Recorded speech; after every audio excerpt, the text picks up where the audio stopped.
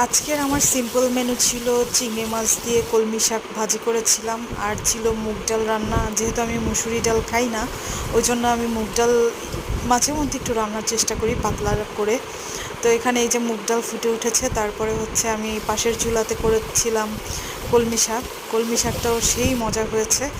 আর আজকে করেছি বাইলা মাছ দিয়ে হচ্ছে আলু আর টমেটো দিয়ে চচ্চড়ি, সেটাও খুব ভালো হয়েছে। যে এখানে লম্বা লম্বা করে বাইলা মাছের মতো হচ্ছে সাইজ করে আলুটাও কেটে নিয়েছি, ধুয়ে টুয়ে একদম সব মশলাপাতি দিয়ে এখন হচ্ছে বাইলা মাছটা মাখায় নিব। আর বাইলা মাছের মানে বাইলা মাছের পিকচারটা আমার একদমই ক্যাপচার করতে মনে নাই। আর এখানে হচ্ছে আমি পেঁয়াজ টেলে হচ্ছে ডালটা ইয়ে করে নিচ্ছি।